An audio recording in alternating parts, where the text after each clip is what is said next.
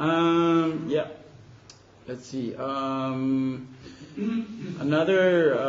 side of it is the more noisy side.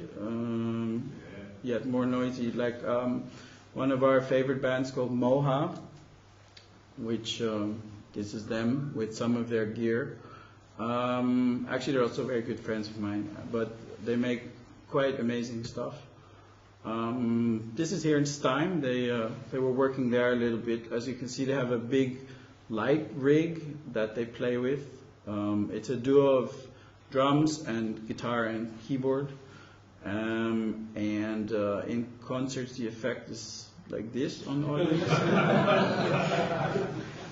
This was in the OT 301, the last concert we did of theirs, or let's say the most recent one.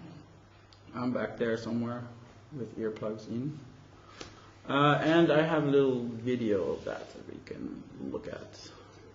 Oh, here. Hope it's not too loud.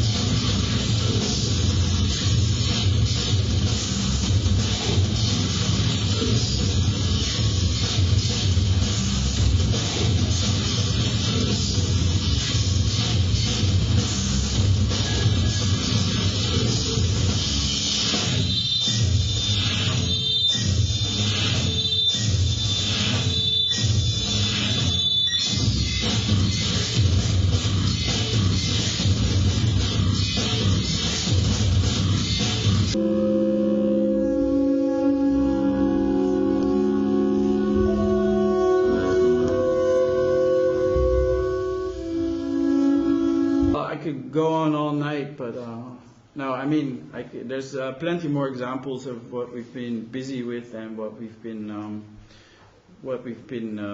presenting. So if you're interested, go to our website, dnk-amsterdam.com, and check out the archive. And I hope you have some sort of comprehension of what niche I'm talking about. Thanks. It's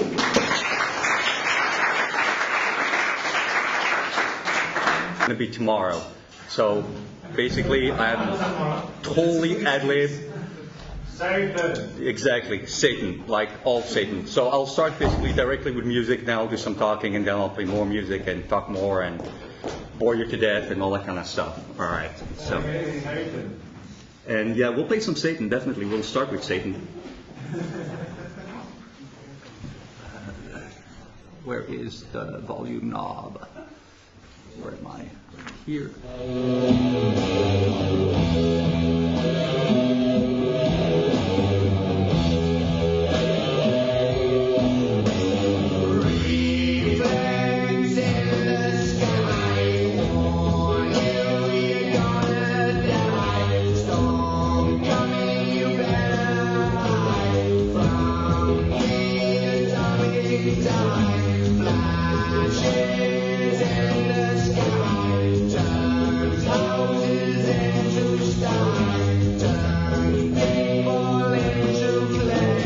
Radiation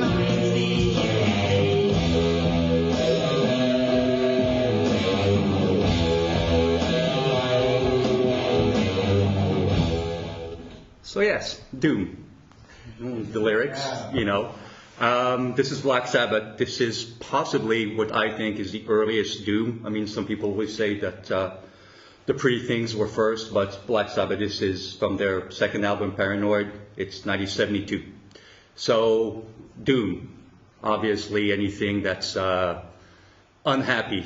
Anything, you know, it's White Man Blues. That's the best way I can really, I mean, it's White Man's Blues. That's what it is, you know. It's all about, you know, it's losing your girlfriend, losing your dog, your best friend betraying you, drugs, alcohol, just everything. And, well, but, you know, still having fun. So, anyhow, so Black Sabbath, 1972. In the meantime, a lot of other bands in between that. But what really, it didn't really have a name then, and just as of the late 80s, like the mid 80s, more bands came to become a little more popular, and the name started. Doom, stoner, whatever you want to call it, heavy rock. Doom is generally what I like to call it because it's just slow and doomy. So on to the next song, which will give you an idea. Then we'll talk a little more about the music. All right, next.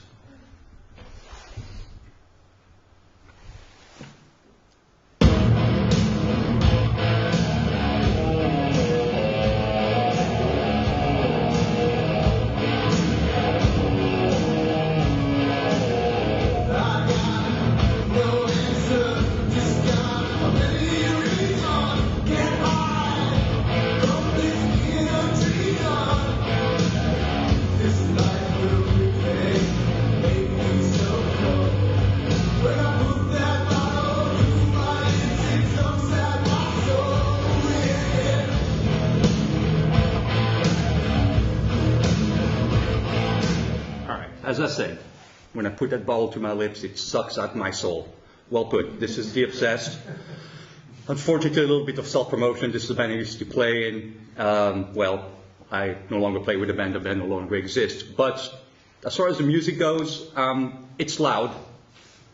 The more amps on stage, the better you are off. Music is always slow, always tuned down. Normally, you would tune a guitar down E, A, D, G, or a bass E, A, D, G.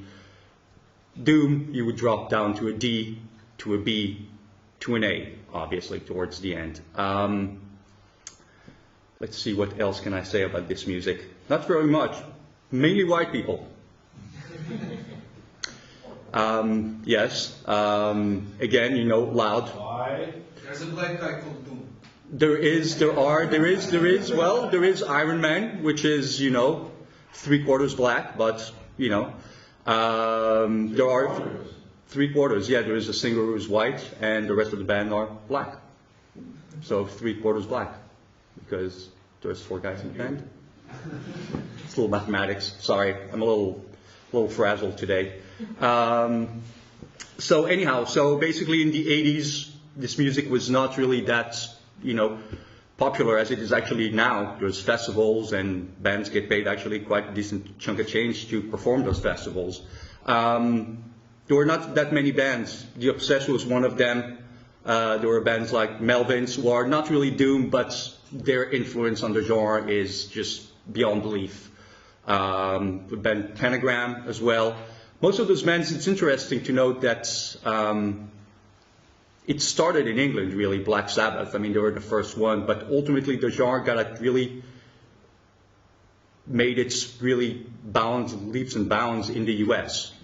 And in England a little later on with a few bands such as Cathedral and Electric Wizard, but mainly it just did its stuff in the US. So next band, let's see, what do we got? Pentagram, yeah, why not?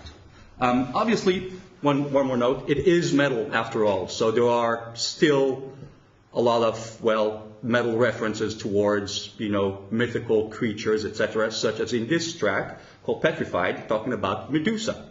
So, there you have it.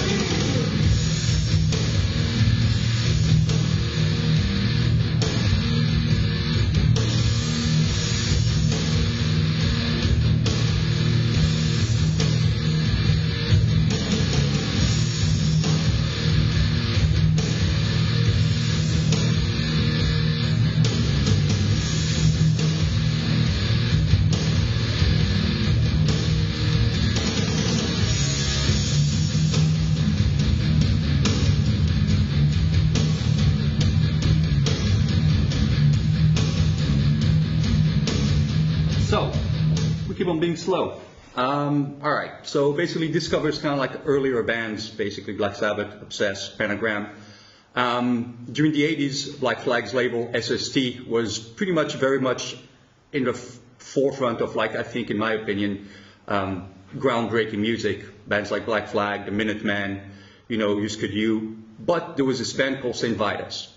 Just these guys who are just Southern California, long-haired, complete, just, for lack of a better word, bums, really, seriously. None of them had, like, jobs. It's just like, who are those guys? And, well, SST, you know, and I guess Black Flag took him on the road. And the band's been on and off for the last, since, like, mid-80s. And they had a comeback recently, and they played at this festival called Roadburn that happens once a year in Tilburg. And the song that I'm going to play is kind of like a bit of an anthem for that kind of music. It's called Born Too Late. And they played in front of, like, I think, like, sold-out big hall, 013. I think like 2,200 people. And the singer didn't have to sing one. He just didn't have. He just stood back, and the crowd just sang along. So I'll just let the song, I mean, like the first couple verses, you know.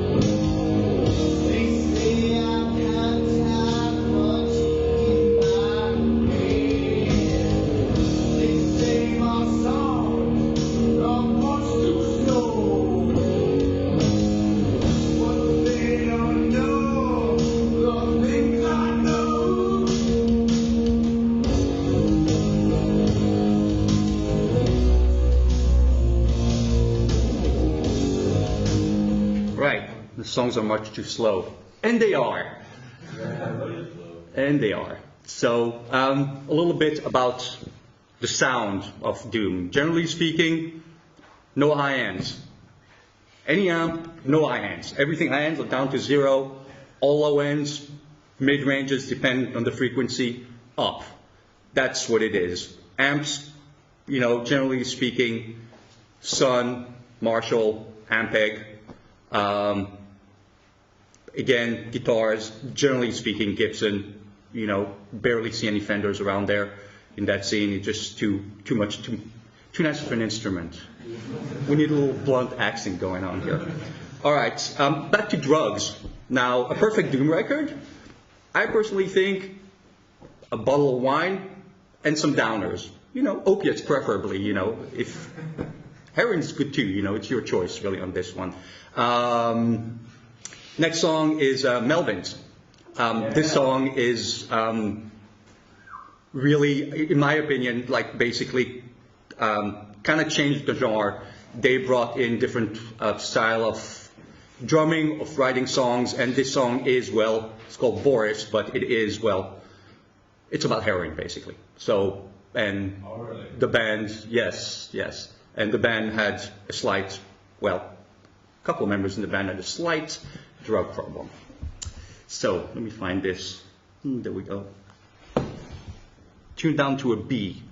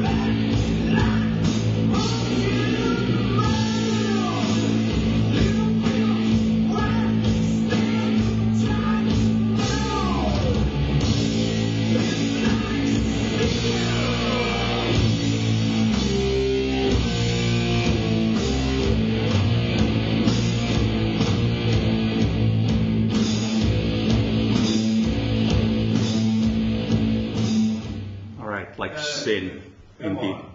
Pardon me? More. Whoa. I'd like to play as long, all night long. All louder? More? Okay, slower. More louder, slower, yeah. There you go. See, there it is. Slower. You've forgotten that. So anyhow, Melvin's. The Sniff record, the Born Too Late song came out somewhere, I think, 85. This Melvin's record is called Bullhead. The song's called Boris. That came out around 88, I think. At that point, bands started sort of like making their way to Europe, where they enjoyed a little more success. The one thing that was interesting with the Melvins is that they were, in an odd way, related to Nirvana. The drummer for the Melvins had drum on one song on the first Nirvana album, so there was a Seattle connection. That kind of music became a little more popular with bands like Mudhoney and, of course, Soundgarden, which is, in an odd way, kind of a doom band. You know, songs like 4th of July really illustrate that pretty well. At that point, it's like we're hitting here like late 80s, early 90s, and then back to England, this band called Cathedral. Guys used to be in a famous band that's, well, started, I guess, like the whole black metal scene, band called Napalm Death. The singer Lee Dorian quits Napalm Death and started a band called Cathedral. And that's kind of in an odd way. There was different genres of doom. Somebody called Cathedral funeral doom because it's even more depressing than the other shit. So let's see, where am I? Oh, right here. Golf crap. Oh, come on. Lee Wills, thank you for that.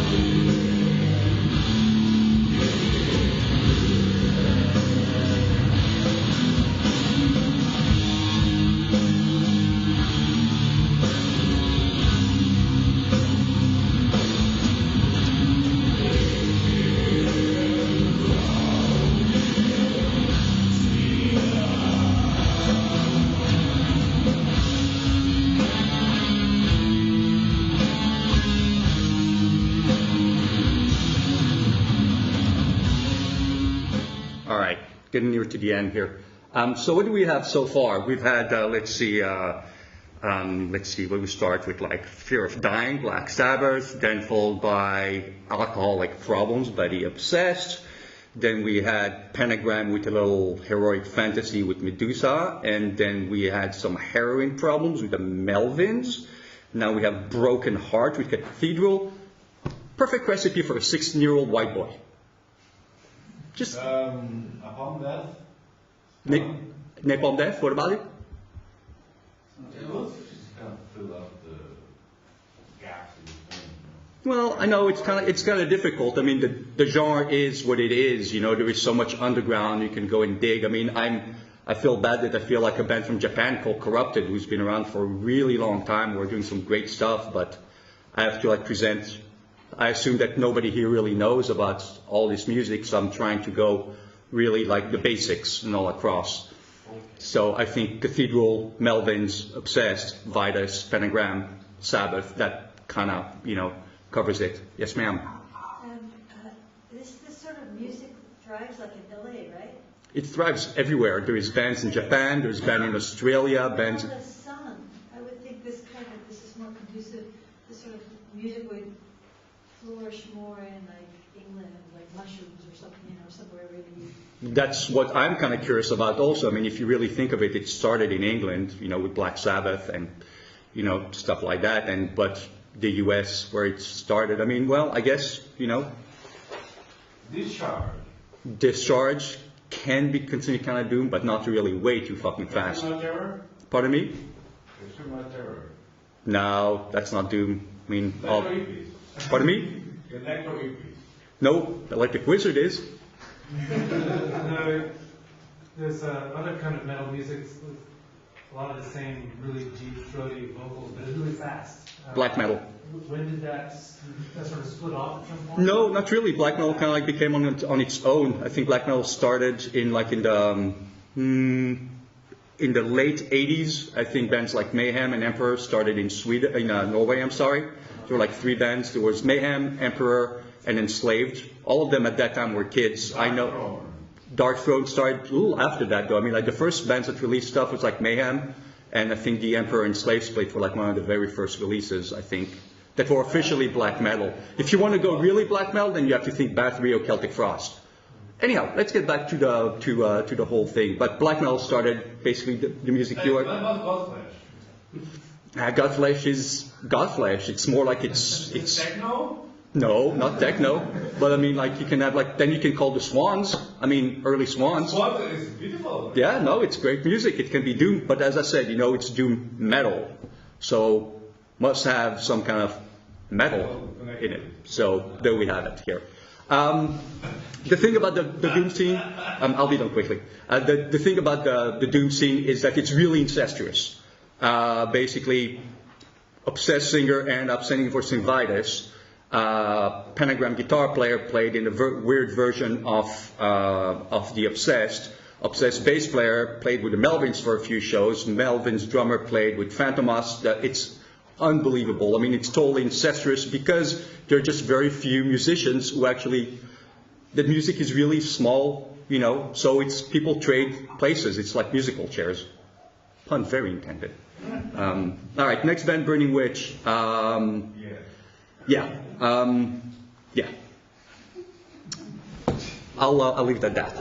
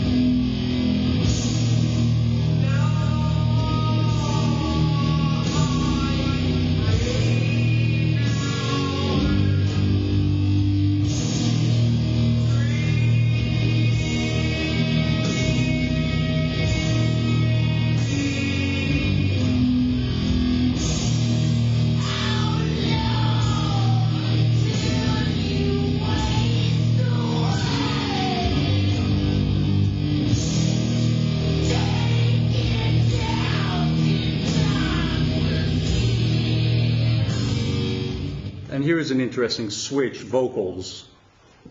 So far, most of the vocals guys can sing, they can do their thing, and this guy basically does his singing and then suddenly becomes screechy. And that's where the black metal influences come in.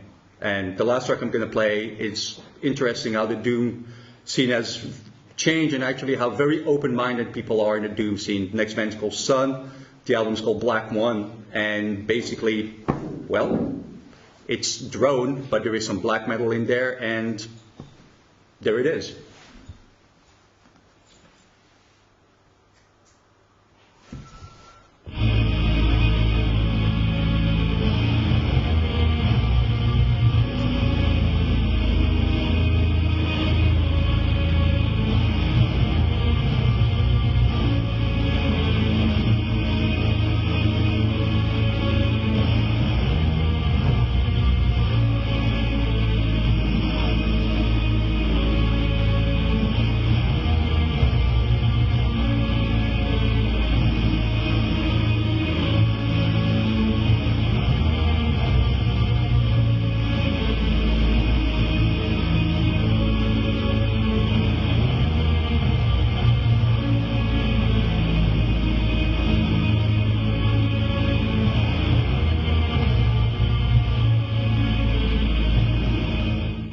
etc. Closing notes. I even think that Morton Feldman, the gentleman that showed stuff before me, I think even stuff like Morton Feldman is, in my opinion, doom. If you translate those notes into, slow riffs, there it is, it's doom. I think dubstep is doom. Doom mainly is just a feeling. It's anything that desperation, anything that blues, really.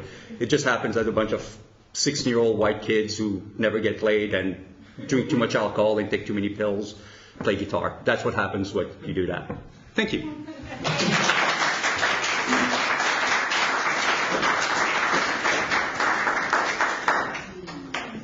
We're going to have our last presentation. Oh, cable. Right.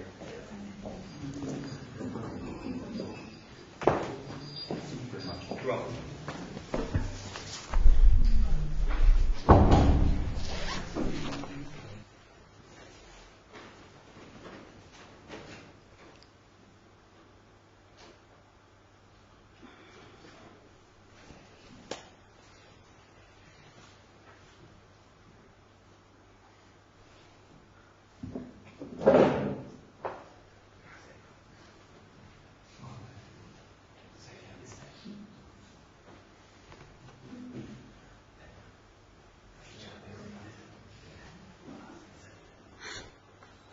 I'm Kristy Foom.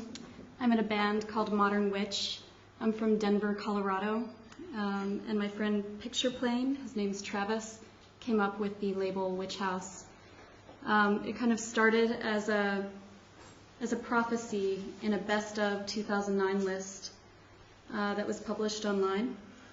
His prophecy was that Witch House would be an important sound in actually, where's the volume here? Witch House would be an important sound in this year, and it certainly turned out to be. Someone else had a party, Todd Brooks. He runs a label and organizes also a magazine called Pendu out of New York City. He threw a party at the beginning of 2010 and also had a prophecy that 2010 would be the year of the dark dance music, dark music. Certainly dark music has existed for a long time. Obviously, we've been listening to a bunch of it. I think one of the things that's special about Witch House is that it, something's playing.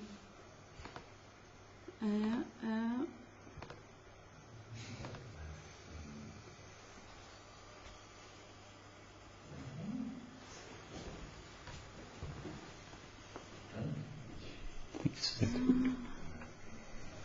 interview that came out yesterday, actually, that my bandmate Mario Zutz, he's also a video artist, created.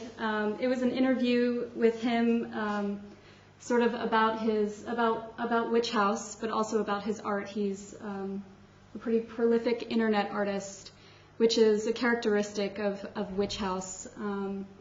As a musical genre, it spans all different, it uses a lot of different elements from different kinds of music, industrial, goth, house, obviously, shoegaze, lots of different elements. But a lot of artists are also making music in this and considered Witch House artists.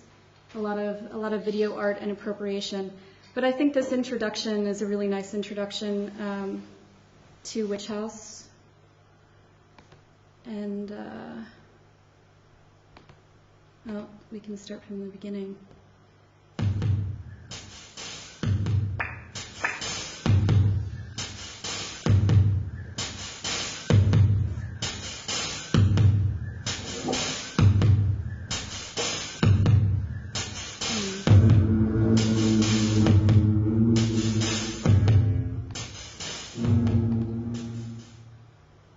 I'm wondering if you could briefly describe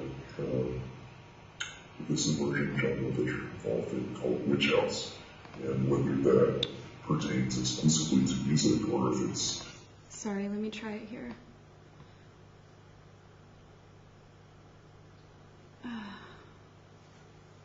Let's come back to this.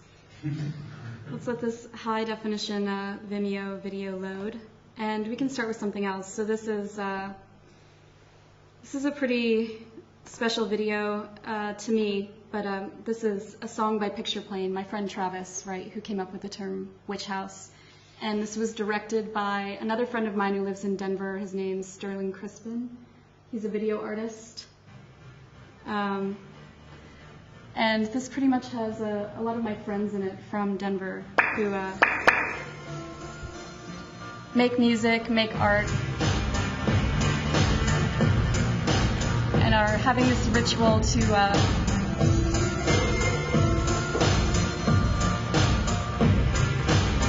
bring alive the ghost of Stevie Nicks.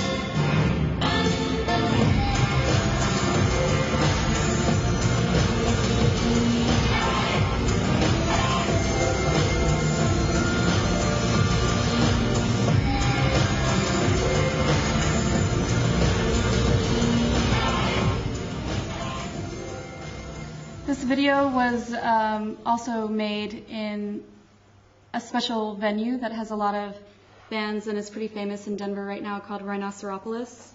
It's in just a warehouse where some of my friends live and has been having shows for I think 5 years. Denver has a pretty special scene and a pretty thriving underground music scene where these types of venues have existed for a long time. Monkey Mania was a venue that happened for 13 years, and when it closed, Rhinoceropolis opened.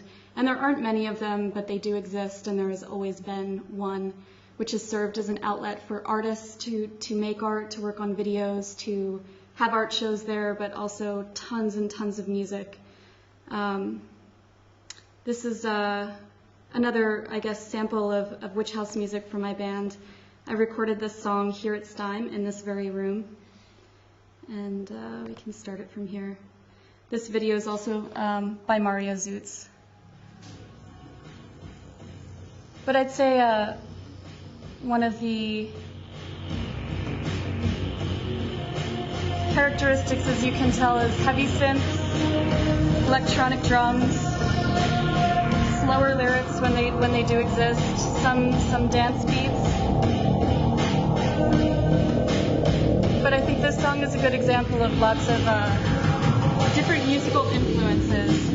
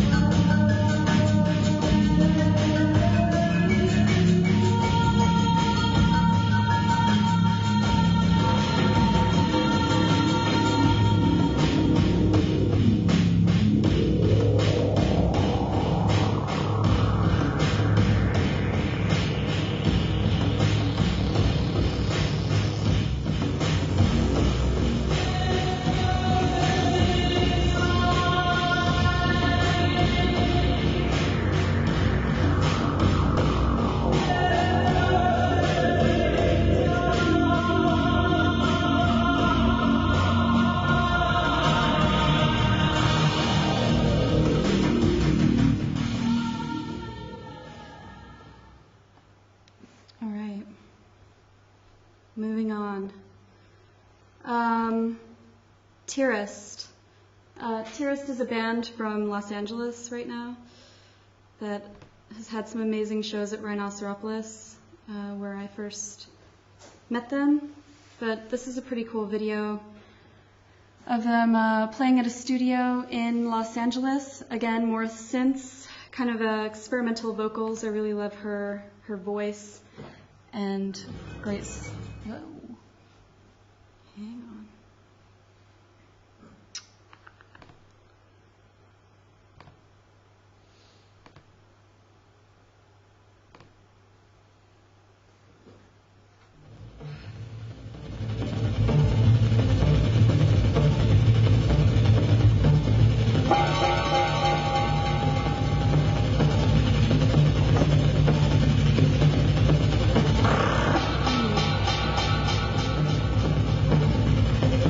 Just listen to it.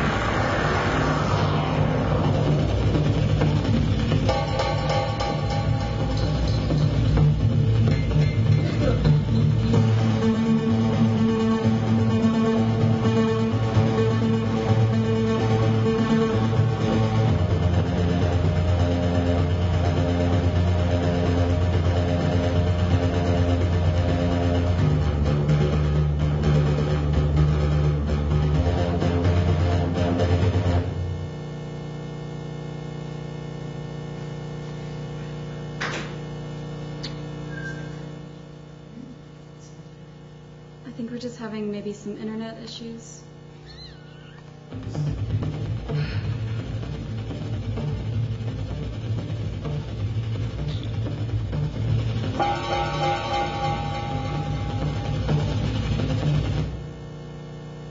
All right. Salem. Salem's a band from Chicago. Has a pretty unique sound and is one of the bigger witch house I'd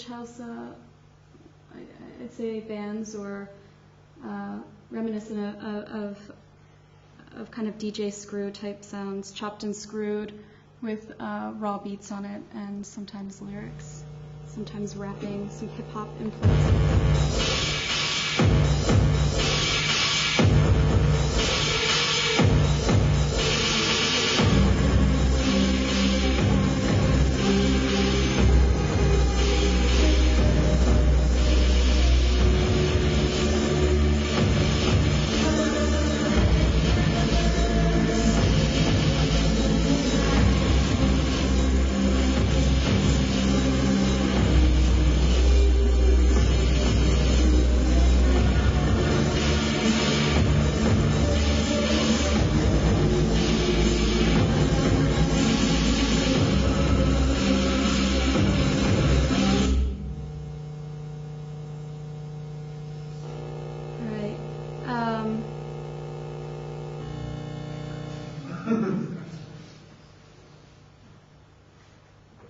So our YouTube viewing session is kind of a bit short, but I can just talk a little bit more about Witch House. I think it's a bit hard to describe because it's a genre of the moment, kind of. But lately, a lot of people have been talking about it. New York Times wrote an article about Witch House, and just yesterday, Todd Pendu sort of wrote an article on his blog, Pendu magazine, pendu.com, about what is Witch House, sort of where did this name come from, and talked a lot about the history of it. Just in this past year, it's something that has its roots in these small communities and these local scenes, like in Denver, but also online, and very much there's a very strong internet community around Witch House, around sharing the sharing of music.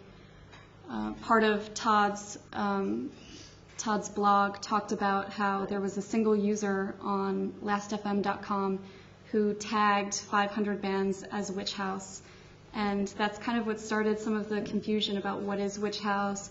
There's a lot of controversy about, these bands are not Witch House, these bands are, and a lot of people talking about it. But I think that more than anything. And then Travis, of course, wrote a blog last night as well about naming that genre and how, as an artist, he wanted to create this meme. And he said something pretty interesting. He's a visual artist as well. He makes video, but he makes a lot of music, and he's a very special person.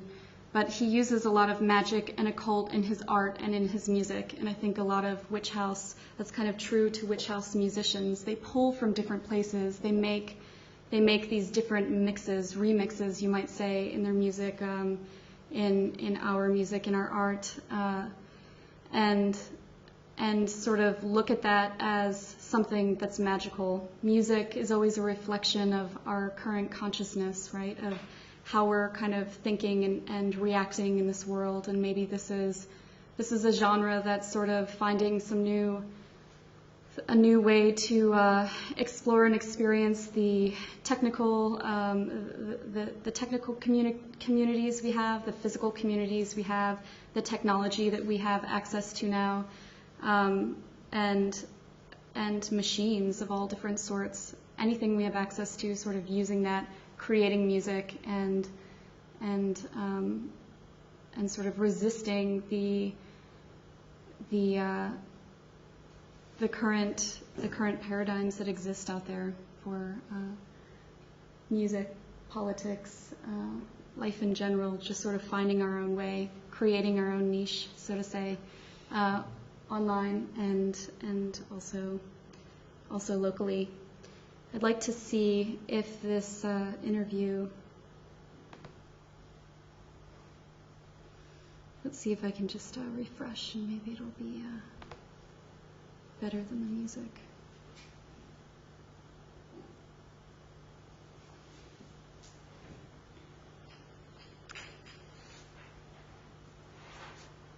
There are some.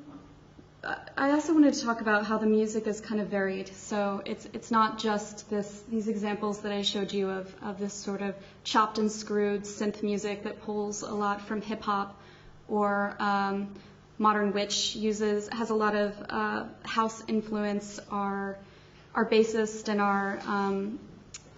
our percussionist is from Chicago and also comes from a hip hop background.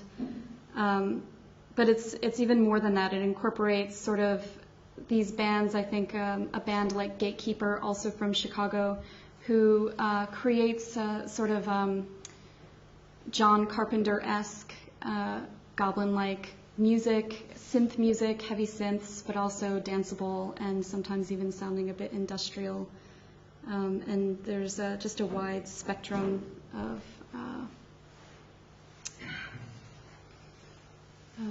musicians. I'm not sure that this is going to come in.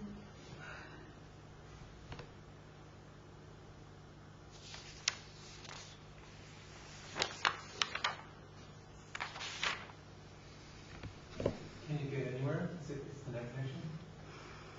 Does Google work? Sometimes they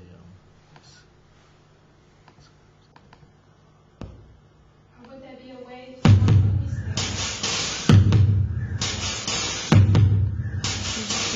Art and Modern Witch.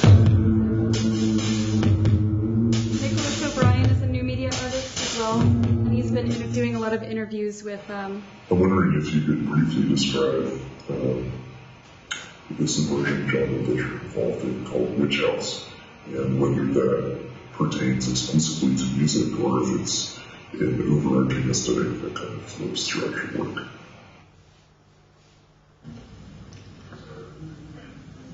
Witch House is a label that our friend Pinhas coined in December of 2009, also known as Black House and Occult House. He mentioned 3 videos that show the Witch House aesthetics: Pillow Talk by Shams, God Star by Pinhas, and In Your Eyes by Modern Witch.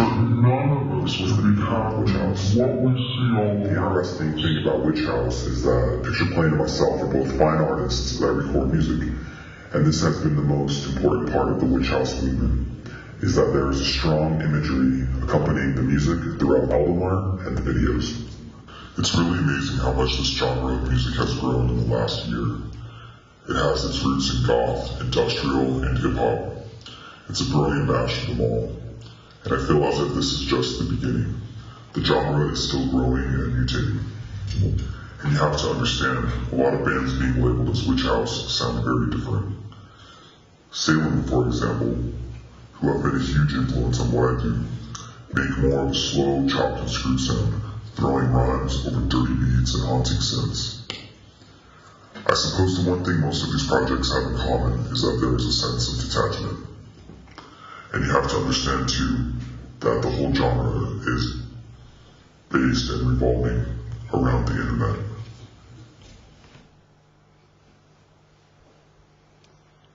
Ask me anything. What did you say there? Revolving around the what? Internet. Yeah. Yeah, it's funny, I looked at the video stuff and it really reminds me of like early video art. That's a very late 70s, early 80s thing to it. Yeah. It's all shot on video, nothing of it is digital. It's just, it reverts, it has a little retro feel to it. Absolutely. A lot of the video is created using appropriated video found on YouTube. I mean, there's so much source material out there these days. It's sort of a question of where to begin, you know, and how so many artists, Mario is one of them, are so prolific. I mean, it seems like everything we record, he's making a video for, and we haven't even had like a proper Modern Witch release. Everything is just sort of released online. And the YouTube channel is an archive of that, really. We've made videos together, and he just is constantly creating things.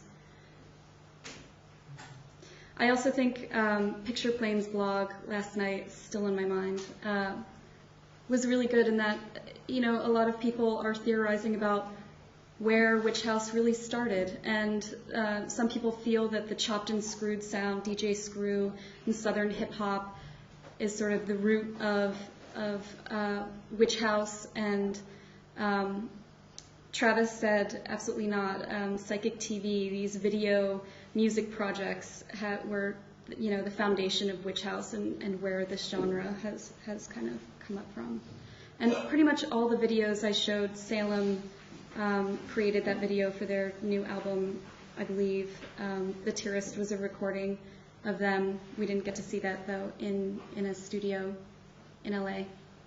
The Modern Witch was created too. There's a lot out there. Do you see any parallels with like lo-fi music? Or Yeah.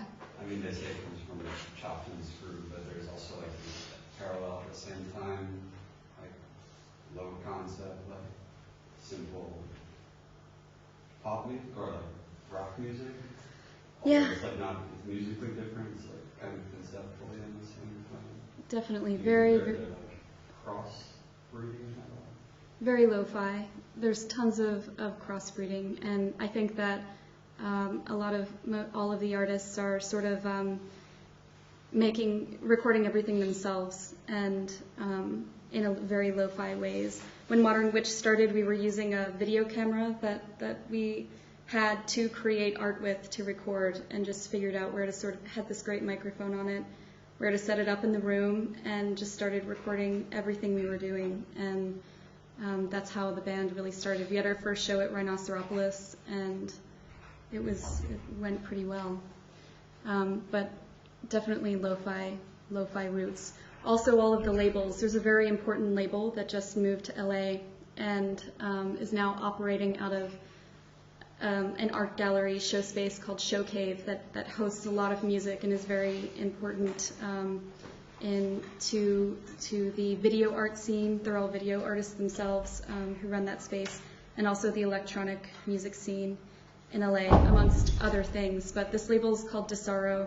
They released our first CDR, and they're now based out of Show Cave. And Robert DeSarro is certainly a very integral part in Witch House. That label, pretty much all the bands on that label have been considered Witch House or have similar sound to Witch House sound, but it's all strictly lo-fi. And people running these labels, Todd Pendu, who does his night in New York, also releases records and various other music. They're all artists themselves, musicians themselves, and doing it for the love of it. Extremely independent record labels.